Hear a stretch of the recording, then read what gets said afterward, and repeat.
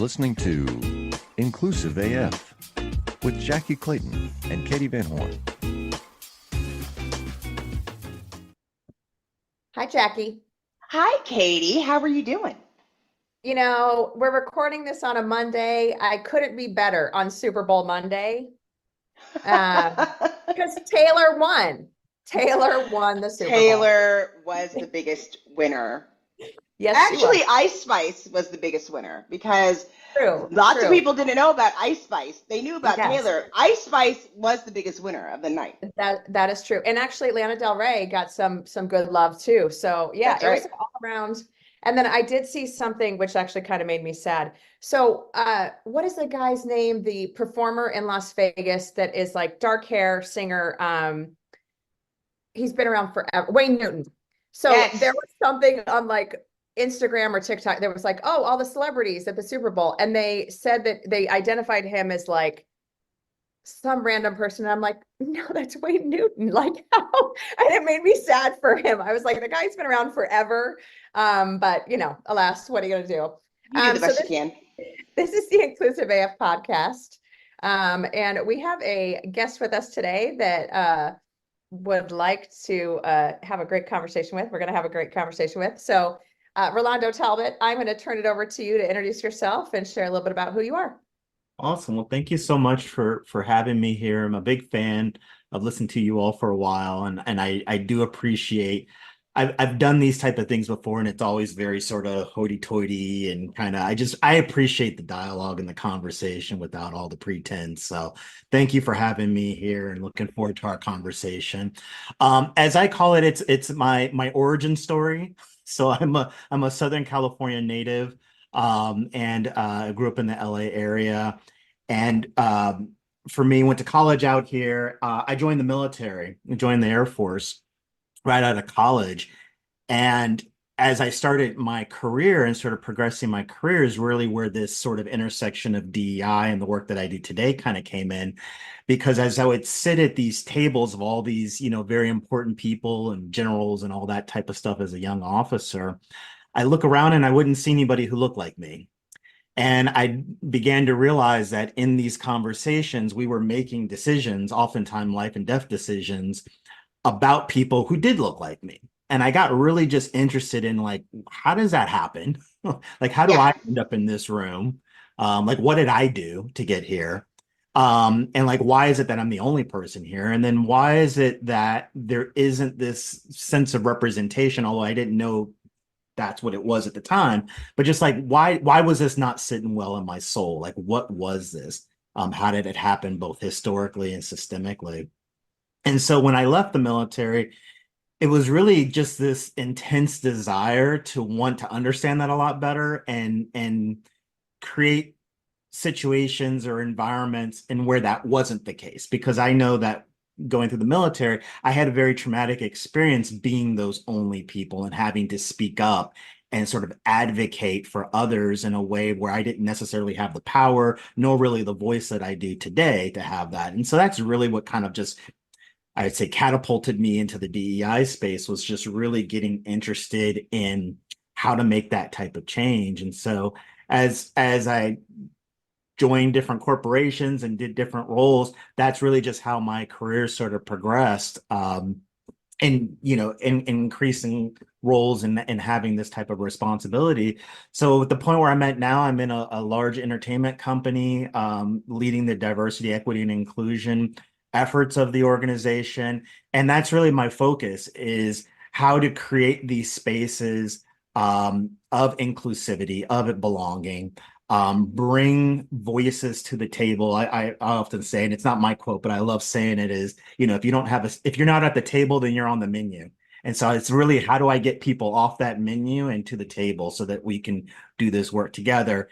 And then along with that, I mean, I really do, I'm sort of a believer in, this is not just a job, it's lifestyle. And so I do a lot of this work in my community, from a volunteer aspect, whether it's through our educational equity efforts. I work with our police in my local city in policing equity. Gosh, it's a lot of stuff, not nonprofit type stuff. that I do. But really, my current interest right now, my current focus in my work is really this desire to bring a lot of intersectionality into the work that I do. So we're in the middle of Black History Month. It feels like we've got 29 days to cram in all the great things about Black people. But really looking at more of a 365 year long strategy, but also that intersectionality to say that, hey, there are how do we put the lens on Black women? How do we put the lens on Black neurodiverse individuals? How do we put the lens on different pockets of the community that don't often get that spotlight shown on them, and doing that across all dimensions of identity. So really interested in that right now. I'm a technologist by background. So really looking at the intersection of DEI and technology. So really interested in immersive technologies when it comes to DEI is something that I'm really kind of into. And then also looking at trauma-informed workplaces, and how do we sort of take the workplace as we know it today, make it more trauma-informed, and looking at the impact that that has on the different communities. And doing all of that and trying to tie it to the business and, and all the fun things that capitalism has in store for us. But other than that, I'm married. I have 2 kids. I've been married to my wife for over 20 years now. And she works as an attorney in our area, and 2 kids that are just amazing. I've got a 15-year-old daughter. So we're just getting to that, like, talking about college and like, okay, trying to map out where we're going to go and, visit and things like that. And then I've got a 10-year-old son who's amazing. He's testing for his black belt in Taekwondo in a couple of weeks. So I'm just really super excited about that. And yeah, and other than that, I, just trying to live life the best way I can. Just trying to get through it. Trying to day get by through day. Day by day. I love that every time we have a guest on, it just makes me feel like I'm the laziest human on the planet, because all of our guests are like, and I'm also doing, and I'm also I was thinking doing, that about you too, Katee, actually. They make me think you are the laziest person every time. No, stop. Are you kidding? Yeah, no. And you forgot to mention you're also a published author of a children's book. Yeah, why was that not like one of the first 3 things? Yeah, it's on the resume. I don't know. We're gonna rewrite your bio right now. That's what we'll do for the rest of this podcast. We're gonna rewrite it all. But before that, I had some questions.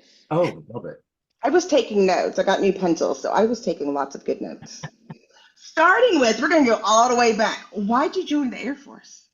Yeah, so I was sort of, as I say, voluntold. I'm a 3rd generation Air Force member. So my father was in Vietnam and my grandfather was in Korea, all in the Air Force. And so it was one of those things where, it was like, oh, this is the family legacy. I think it was a little bit different for me, as I kind of mentioned, in my position being a young officer. It wasn't the easiest time being in the military in my particular generation. And so when I look back at my, not that it was easy for my father or my grandfather either, because my grandfather went through segregation and my father did as well. But it was more sort of like, does this have to be my legacy as well? Do I have to do 20 years and get out and retire and figure out something else? Or can I start that, my own legacy, write my own chapter and story?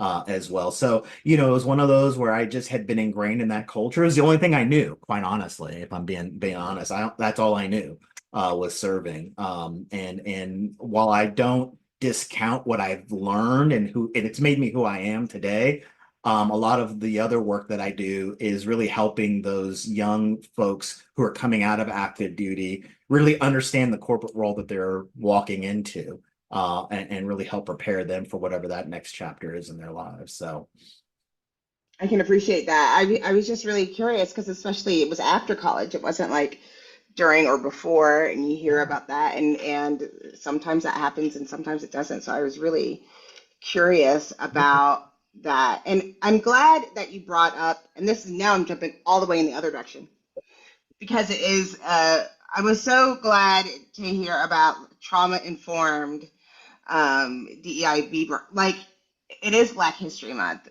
and I don't think organizations know how traumatic that is for a lot of Black people. Like, I don't want to, I'm not doing your stuff. I'm not going to participate with you. Like, if you don't handle it in a certain way, or it just seems like we all Black kids have the same story about when you talked about slavery and history. And, you have this, that alone causes trauma. And people don't realize, especially if you're not a member of a particular group, those of us, we're learning secondhand, third hand, trying to get all these things together. And so the intersectionality piece is great, but I appreciated you sharing that and just wanted to make note of that. Oh yeah, no, I appreciate it. Absolutely. And that's the challenge with it, is because it is not widely recognized. What we find, and I can speak from my own personal experience, is oftentimes we're forced to have to relive that trauma to help inform others of that trauma. Because you're not in it, you don't know. You don't know. Me having to recount my entire lineage to prove, my Blackness during this month is trauma. It's causing trauma. I'm going to do it with a smile, but you're never going to know that, right? And so it's how do we stop that? How do we Well, inform and stop that and make the place better? But yeah.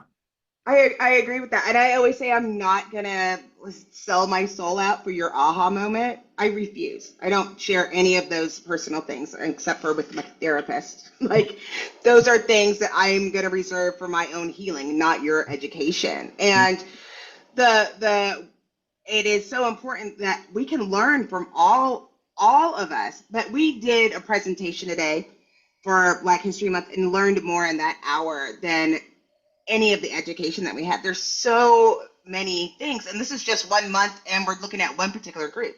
There's so much to learn. I wanted to ask, through your history of all of these different roles, has there ever been a common thread that you think you've had to go over in each new location, kind of from scratch? Like, okay, here's the list of things I do. Here's a list of the things I don't do. Here's the list of things we're not going to do. Like, Oh, those are all, yeah, absolutely. And I'll tell you, the ironic piece about that is that, at least in my history, I don't know that I've ever really lasted that long to get through that arc, right? Because I think for me, it was as I started getting more into this work and learning my own sort of boundaries and kind of what I will and won't do. A lot of it was understanding where the organization was at and how much sort of emotional labor I was going to have to put in. Because oftentimes I was one of one or one of a few doing this work.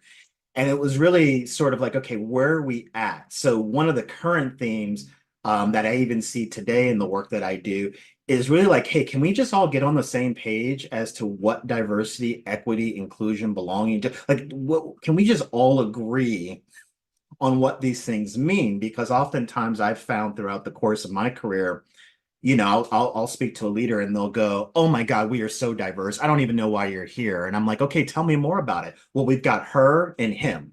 And it's like, right.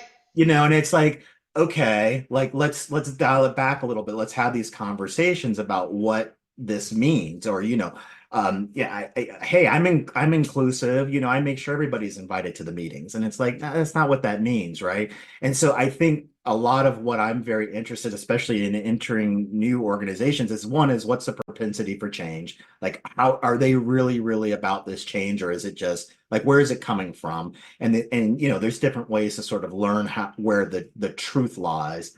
But then it's like, hey, can we level set here for a second and get on the same page as to what this means, and really build that foundation of, here's where these terms mean, here's how it shows up, here's how it affects the business, and then building on top of it. So I'd say probably throughout the course of my career doing this now close to 20 years, that has always been fundamental, is I have yet to go into an organization that truly understands what these things mean and are looking at it from a more systemic change perspective, as opposed to, well, hey, my competition's doing it, so we're in a moment post George Floyd, everybody's doing it, I've got to do it, or whatever that is. And so, usually when I get to that point where I'm like, oh, you said all the right things, but now I'm not seeing the money there, or I'm not seeing the leadership commitment there.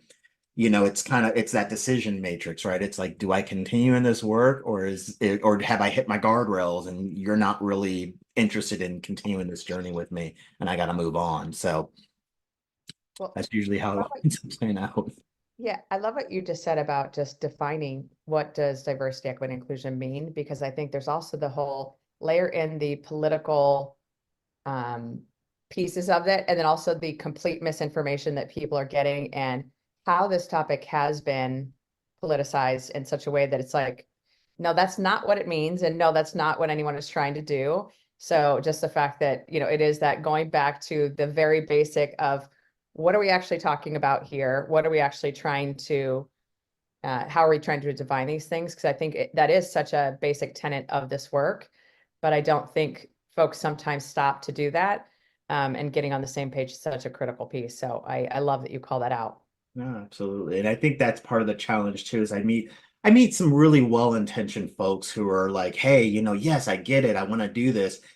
And they're doing so many things, and it's hard to say, okay, let's reel that back in a little bit and let's talk about really what the impact is here. What are you trying to do? Are you causing more harm in all those type of things? And that's a tough conversation to have, especially for those who are sort of super motivated in this work, to say like, hey, let's take a moment out, let's chill, let's re-educate ourselves on this, let's get on the same page, and then let's move forward. And oftentimes that there's a lot of resistance to that. Whether it's the naming, which is DEI in general, and it feeling sticky and icky as it is now, to just doing the work and just how are we funded, where are we putting our money, all that stuff is it's what I spend most of my days having conversations on, feels like. So Yeah, Jackie's in Texas and I'm in Arizona, so we can completely Yeah, appreciate. yeah, Unfortunately, yeah. yep. daily. I think, in one of the things that it's saying there's people that are well intentioned, but I always feel it's like diet, where it's like, I had sugar snap peas for dinner last night. I'm healthy. Like, that's all I have to do. Like, I walk to the mailbox, I exercise. And then when you get down to it, like, do you want to make a life change, or do you want to make this investment, or are two different things? And some people do have that pushback, but I think a lot of it has to do with people haven't broken down not just the definition of diversity, but it's like, what is inequitable right now? Where do people not feel like they belong? They don't take all of the other initials. Like, let's just look at another initial today. Let's see where we're at, and putting all those things together. But you're right. It's like people are all over the place. They're in a different place in their journey. And I haven't met one organization that had a propensity for change. I mean, like, even like, we're going to change the corporate font. Like, people fall out when they're like, don't use Comic Sans. Like, people will literally die on that hill. But also don't use Comic Sans, just so we're all on the same. Perfect. Yeah, and so that's where I sort of like that challenge in a lot of ways, unless it becomes, untenable. But I like that challenge, and that's where I sort of leverage my own sort of intersectionalities to sort of bring different approaches, bring different strategies to it, to get folks to understand, that yes, there's this business case for DEI, but then there's also this morality case for DEI. And it's if you say who you say you are, if you really do mean that, then this is just another piece of it. This isn't something that is meant to change you in a fundamental way that you are no longer recognizable to yourself. This is who you say you are. So let's put your money where your mouth is. And so it's usually when I'm trying to approach things from that sort of perspective, that oftentimes for some leaders, there's this aha moment, and it's like, oh, okay, you're not trying to whatever, put a bunch of women in leadership positions because it looks right. It's like, no, this is actually, here's the case study, here's the data, here's how we're going to do it. This is what you're talking about, and all the materials that you put out there to clients. This is what makes sense. Let's move forward and let's get this done. And so there seems to be some success when you approach it that way. But I think to your earlier point, yeah, there's no organization that, if it ain't broke, why are we trying to fix it, right? If we're making profits and we're able to lay off people and keep revenue up high and keep stockholders happy, why are we going to, put together a more inclusive hiring strategy? Like, why would we do that? All right. Hello, I'm Ruth Thomas, host of Comp and Coffee, where we break down what's next in the world of compensation management. From pay transparency to performance alignment, we explore how businesses are rethinking compensation to drive impact, equity, and growth. So if you're shaping the future of pay at your organization, grab a cup and tune in. Listen on the Work Defined Podcast Network. I think that's the piece that always is interesting when I'm working with organizations is that exact thing of that, like helping them to understand, and I won't call it a business case because it is that, but it isn't that. It's more just the like informing them of what are the business reasons why this is important. But also to your point, it's again, it's not about I'm going to change who you are or your belief system. I'm going to change the behaviors that you have while you're at work. And I think that's another piece that people get very stuck on is, oh, you're trying to, make me vote a certain way or make me believe a certain thing. And it's like, no, these are just how we're going to work together, how we're going to actually achieve things. But I think it also goes back to the earlier point of this informed trauma and like how you actually deal with that and focus on that in such a way that people understand. For example, the Black History Month, that you just mentioned, how does that actually impact all of your employees that identify as Black? How does that, or anyone that identifies as a person of color, because there are those stories pretty much within every culture that they can say, oh yes, I was also traumatized, or I come from a country that was colonized by the British or whatever it might be. And so you have just these traumas that come up all the time. And it is, how do we define these things? How do we think about the moral application of them? And then also, how do we start to build a space that is, we aren't just saying is inclusive. We aren't just saying, oh, we're going to check these boxes, but truly is. So I think that's just another piece that that comes up all the time, but I don't think people understand all of the different nuances that kind of come into play when you say, hey, we need to do this because it's the right thing to do for the business or for any reason.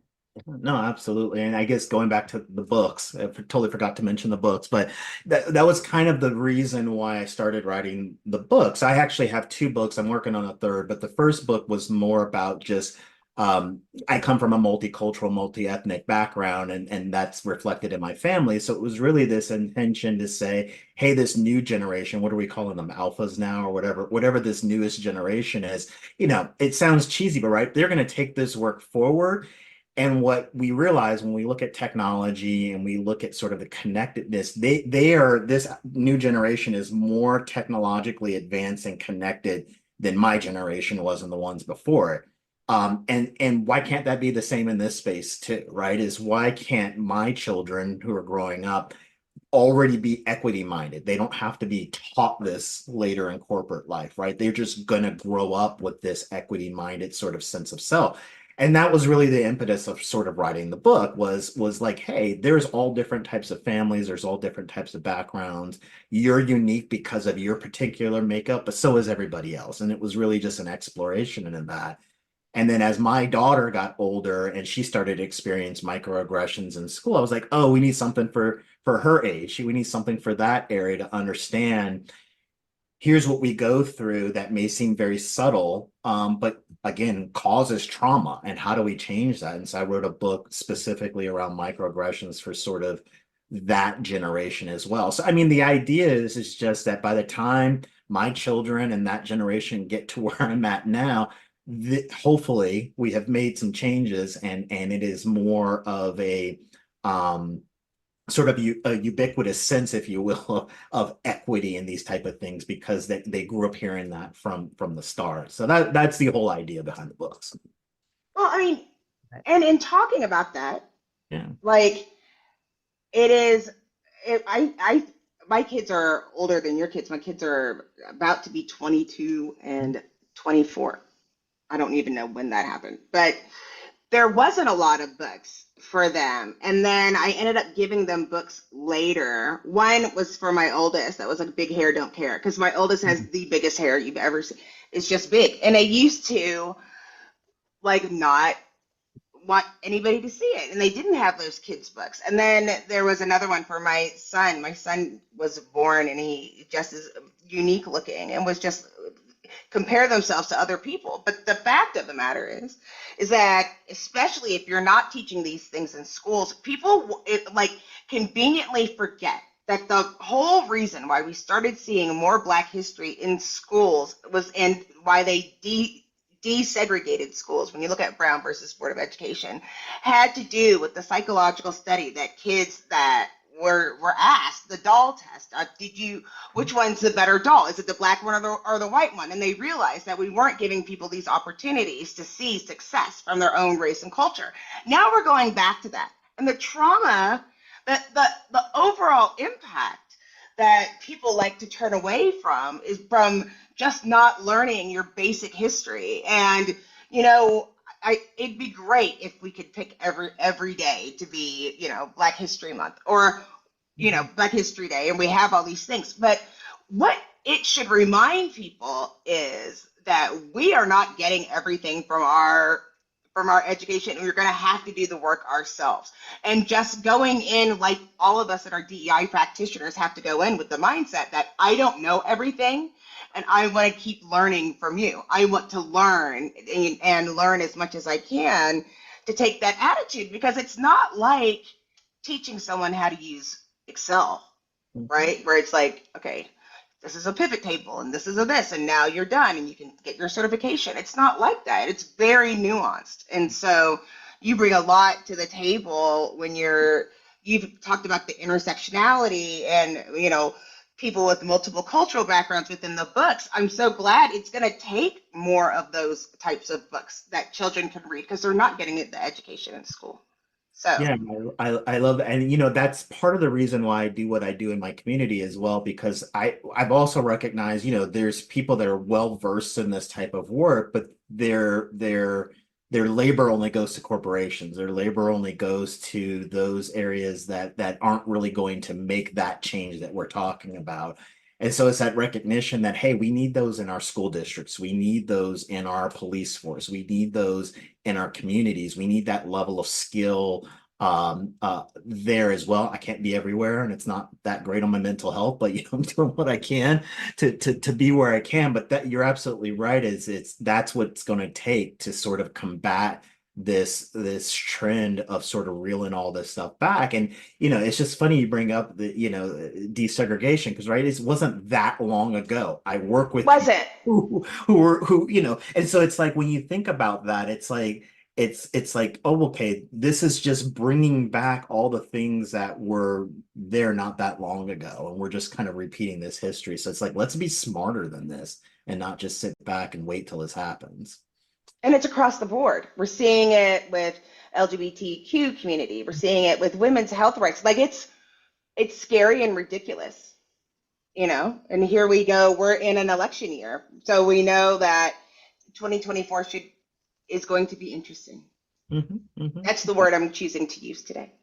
Yeah. Interesting. It is definitely causing us to sort of prepare and sort of think about it. But again, I go back to that community aspect.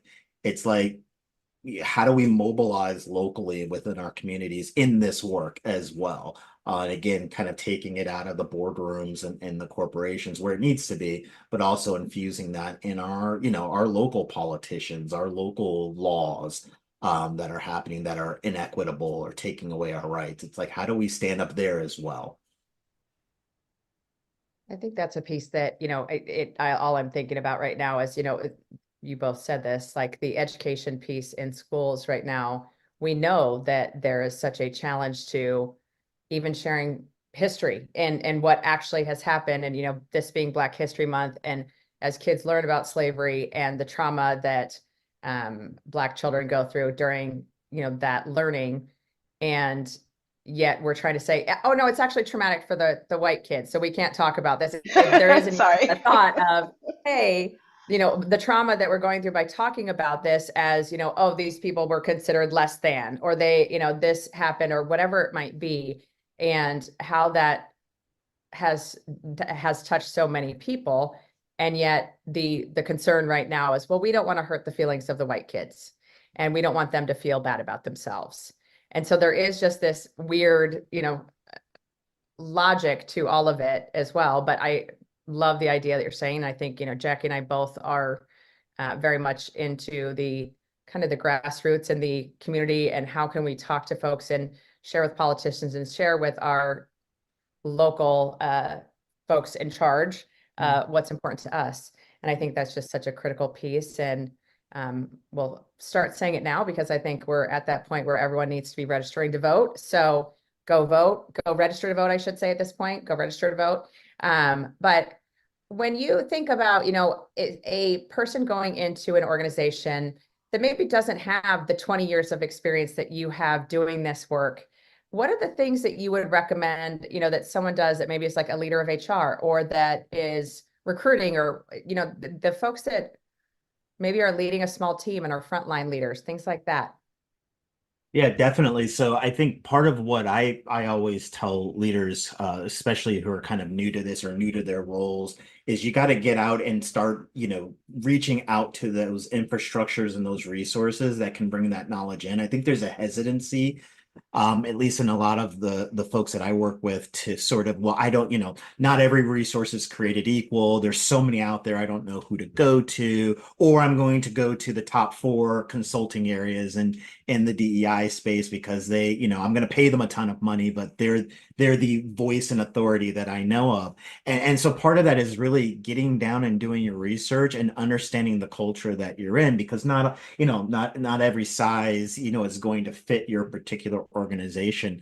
And then I think there's also a certain level of humility that one has to have. I think forget who said it earlier, but it's like sometimes we don't know what we don't know. And it's sort of recognizing that, you know, nobody's expecting you to be the sort of the expert in all of this, but we do expect you to be the expert in figuring out how to get this done. And I think that's part of you know, how this work sort of progresses. One thing that I tell people very seriously, and I'm very, very serious with this, is, you know, when they go and they look for consultants and things like that, I'm like, if look at their boards, look at the diversity of their boards.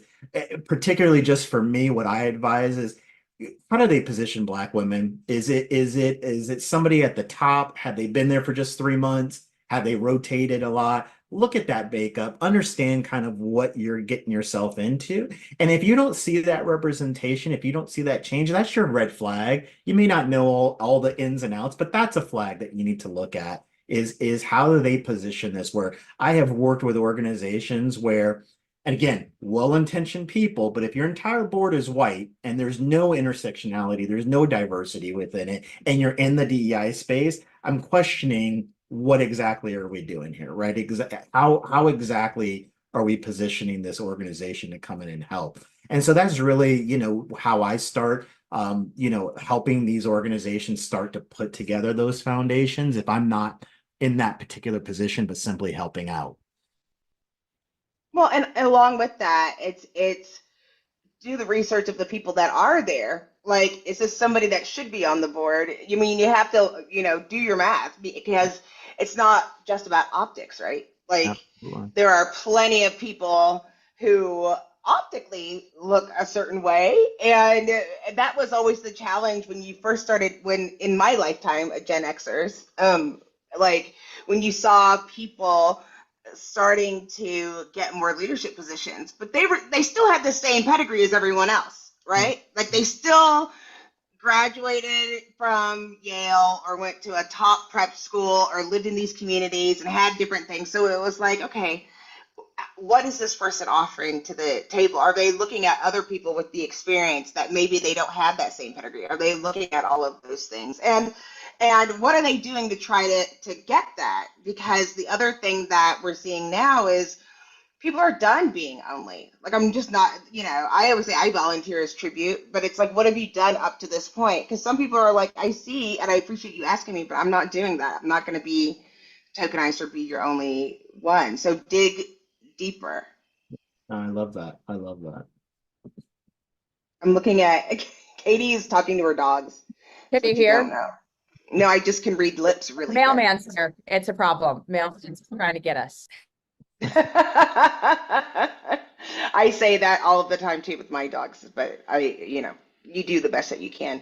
One of the things that you had brought up was about bringing voices to the table. How can someone, you know, what is a good way? Because you want to enable people to feel confident enough and create an environment where people feel like they can share, but you also don't want to put somebody on the spot. Like maybe there's a reason Marcia hasn't said anything during this meeting because she's going through something else, where so how can you safely bring voices out that may not have been heard and may have experienced that it's not a good place for them to speak up? Oh, for sure. So yeah, I mean, it sounds a lot simpler than it is when simply saying if you don't have a seat at the table, you're on the menu.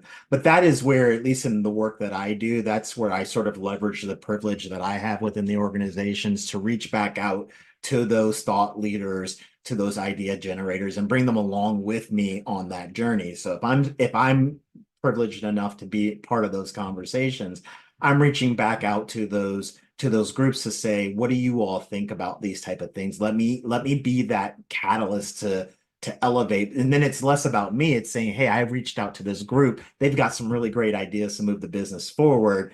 You need to hear it directly from them though, because I'm not going to do it justice. And I've got them sitting there right with me. One of the things that I love in my current role that I'm doing right now is we have a mentorship program, but it's a mentorship aligned with those historically excluded or actively marginalized groups, right? So we're bringing in women, we're bringing in vets, we're bringing in Black and African American, we're bringing in those of the AAPI community to partner and mentor with senior executives to say, hey, I may not understand your perspective, but you're going to sit in that room and we're going to have these offline conversations and you're going to educate me, right? And that's it. That is a ton of psychological safety work that has to be built up. It's a ton of educational work as to what are some of those, again, historical traumas of being the only or the one of one, but it's understanding and it's helping, in my case, executives understand the privilege that they have to sit in those rooms and sit at that table, and then bringing those voices along. And then I really just, I model that behavior for them a lot of times. So it's like, hey, I'm going to bring one of our hourly workers with us because you know what? They said something that I didn't even consider. Here, I'm being humble as a DEI practitioner. Here's something I didn't consider. This happened recently when we were talking about better ways to communicate to all our employees, and emails, all the technologies, right? The Slack, the Teams, and everything like that. And I was just casually having a conversation with some of our hourly workers, because again, that's that touch point. And they go, I'm working all day. I don't have time to check email. Yeah.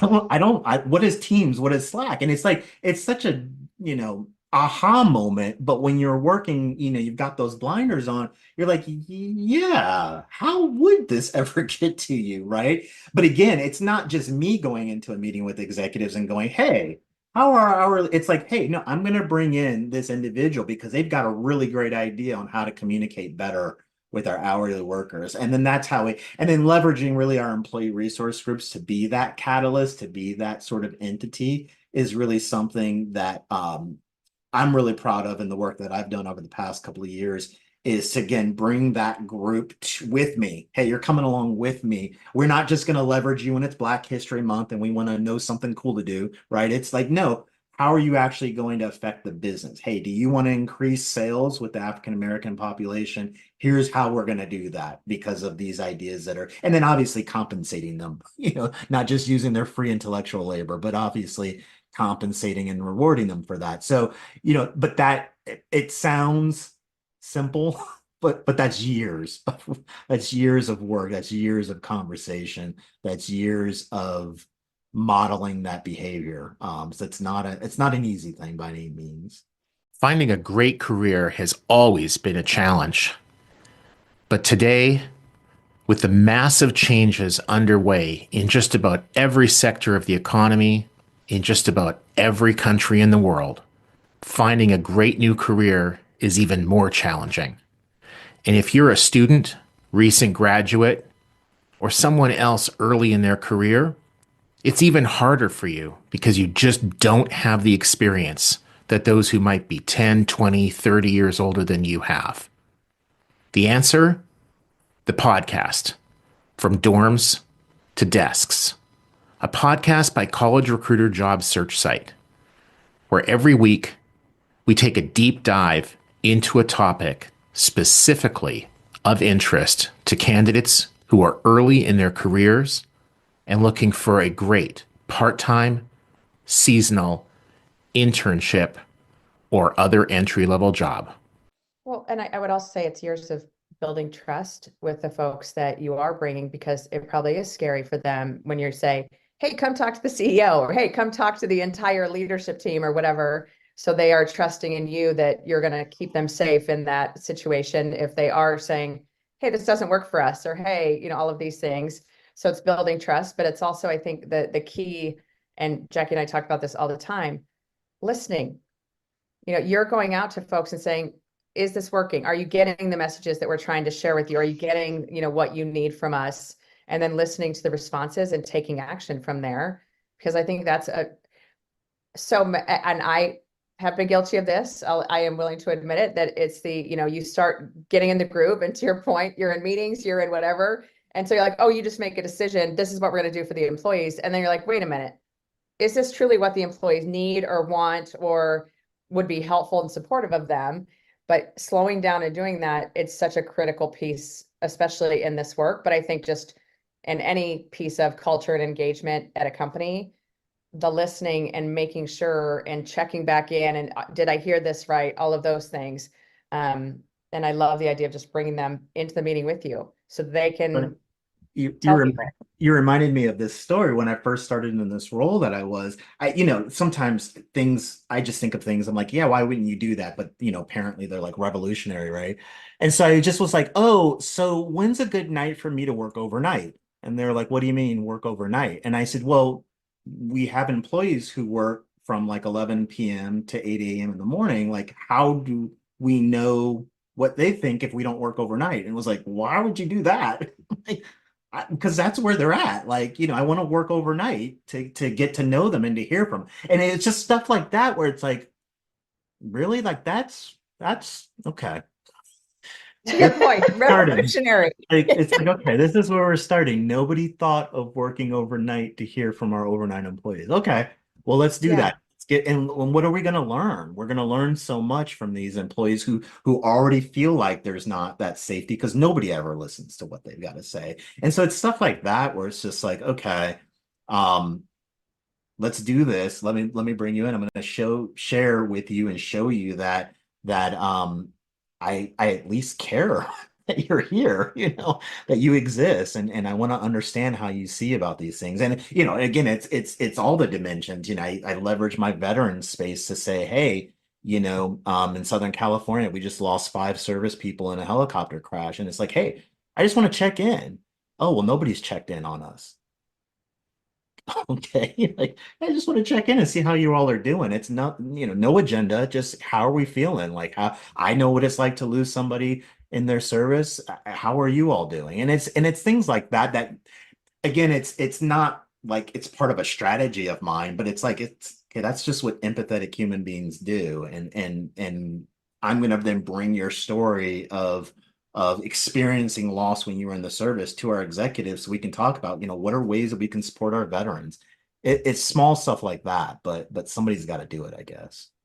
Well, but it's another group of that's overlooked. Like, and that's when it goes back to education and teaching people. Like, there's a reason why we put veterans in the DEIB space, because they're often discriminated against and still discriminated against. It's not a box to check. Like, there's a real support that needs to be had, and to know how people are treated. And it makes me, you know, think about like what are we doing to support each other as humans. At some point it seems like we just got off the rails, and it is important to understand the differentiator for what we do at work and what diversity at work versus DEIB outside of work can look like 2 different things. And you know, you do want to be in all the places where people are working, you know, at least to check it out, make sure that you're listening, but then do something with it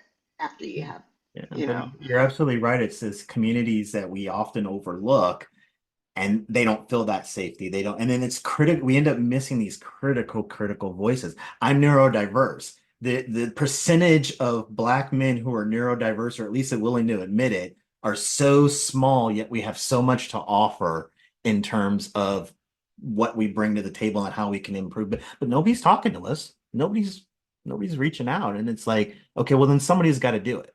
Somebody's got to reach out to these communities and do it. So it's like I can't be everywhere, but I try to be as many places as I can be. Well, I love that it's also, you've mentioned kind of modeling the behavior, which I think is another factor that if no one else is doing it, we have to stand up and do it. And I think that's the piece also that folks maybe miss is like, oh, no one's doing it. Oh, well, I guess we're just not going to do it.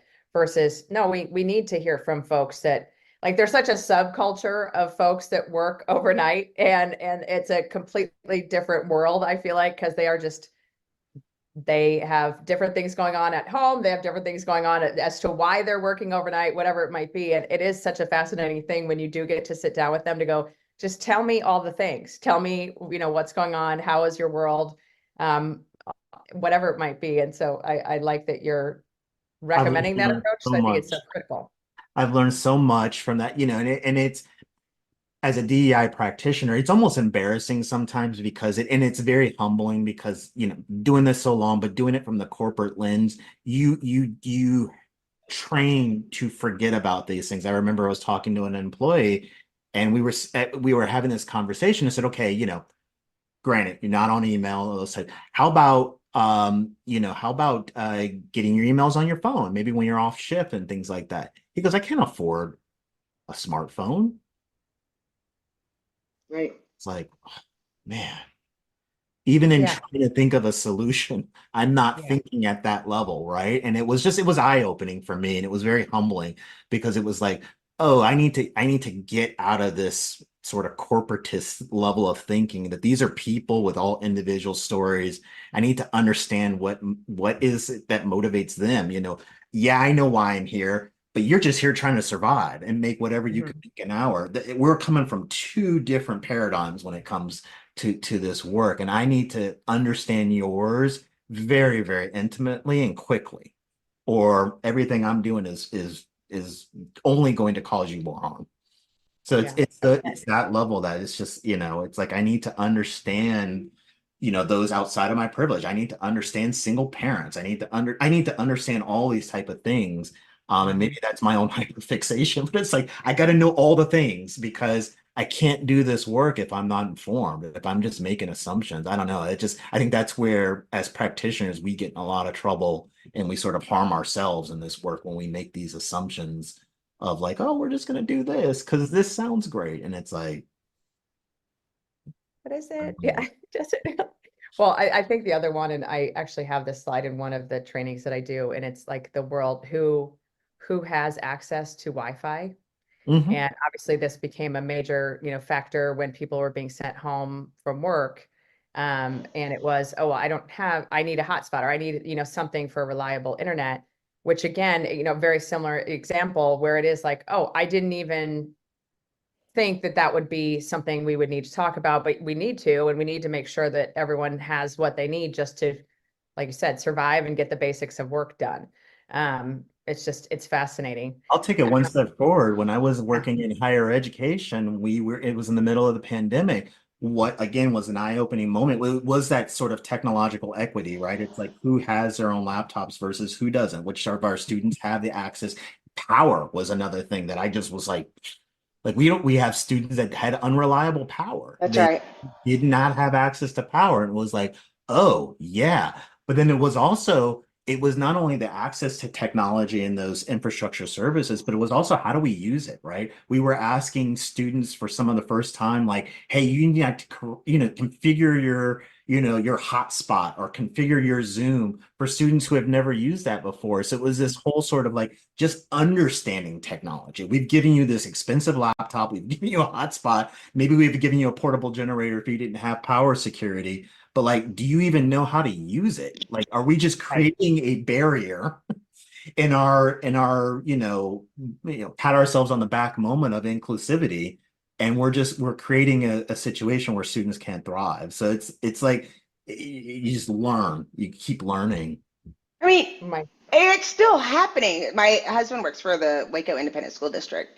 Somebody stole another kid's laptop when you're without a laptop, you have to pay $200 to get a lap to replace it. And so people are stealing people's laptops. And if you're not on TV, you can't prove that somebody stole your laptop. And but so what are you supposed to do? Like I don't like so I just don't have to go to education, or I'm not allowed to graduate because I can't come up with an extra $200. Like we are so far from getting this right. And there's these inequities unless you put yourself in those spaces that we keep iterating over and over. Unless you put yourself, you're not going to know. And P.S., you can do everything right and it still not go well. You can do everything right, but somebody's going to be mad that you don't have anybody with red hair on the company picnic flyer. Like, and you can do everything right. So give yourself grace. Hey, gingers need love too. Okay, we need Absolutely. to. Absolutely. Don't harm the gingers. So, Rolando, one of the questions we like to ask folks is, what is one thing you want to make sure folks hear in this episode that they can take away, that they can implement, whatever it is? What is your kind of one either call to action or one thing that you want to make sure people heard? Oh, that's a good question. I think right now I'm in this space of I'm calling it empathetic diversity, equity, and inclusion, because I think what I'm seeing is this frustration in my industry, and it's very recognizable and understandable frustration that we're in this moment where we're seeing, senior diversity, equity, and inclusion leaders lose their job. We're seeing them openly attacked on Twitter. We're seeing this backlash of just this push towards equity and inclusion. We're eating ourselves. We're fighting amongst each other. I can't believe you said that. I can't believe you support this cause. And I see that, in our own communities as DEI practitioners. And I feel like we've forgotten, in my opinion, the core of maybe why we got into this work to begin with. That's why I call it the origin story, because I'm a superhero, Marvel fan. Every superhero's got their origin story. They didn't just, Superman didn't just show up as Superman, well, that's DC. I was talking about Marvel, but anyway, it's like we didn't show up that way, right? We went through something that made us come out the other side as these champions of DEI, and I think we forget that sometimes. We forget where we came from, and so I guess that's my big takeaway is I always try to humble myself and remember that origin story, and also remember, along with that grace and empathy, that there may be other people out there that are just like me, that are looking for that same grace and empathy on this journey. And yeah, it's easy for me to sit back and go, you don't recognize your privilege. It's easy for me to go and point the finger and everything like that, and not really pay attention to the consequences of doing that. And so it's just remembering, it's just reminding myself kind of from whence we came, and taking a moment to just appreciate the progress we have made when it feels like there's just so much more to do. When I look at my career, pre-George Floyd to now, and see kind of what I've been able to do and been able to accomplish. Yeah, it's been slow and it's been excruciatingly frustrating. But when I just spoke at a panel this past weekend. I did 2 talks, one on inclusivity and the other on authenticity. When I have somebody come up to me and say, I never thought of it like that. I didn't realize what I was doing. I didn't realize how much harm I was causing. And now I'm going to change. It's like, those are the wins, and kind of latching on to those and saying, oh, I love that. How can we work together to take this forward? Those are the moments that I try to hold on to and kind of, at least fill my cup as we're going to this work, because it's hard. It's hard, right? We know this, but yeah, I think that's the one thing I can just leave is don't forget where you came from. Remember your origin story, remember your why, and approach your work with empathy and grace. Love it. Jackye, what you got?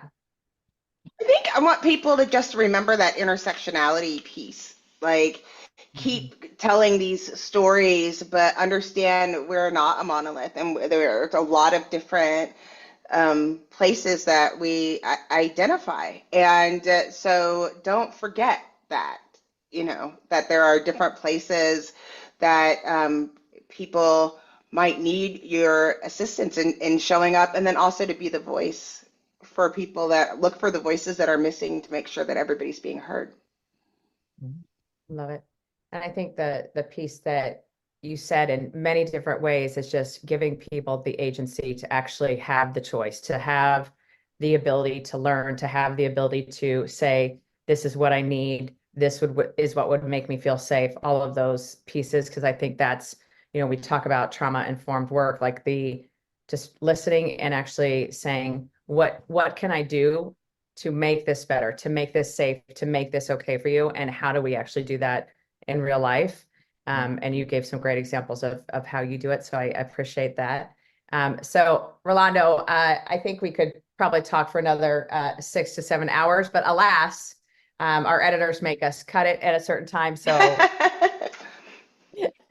they keep us in line. But thank you so much for joining us. Truly appreciate it. This is Katee Van Horn. And this is Jackye Clayton. Bye. Bye.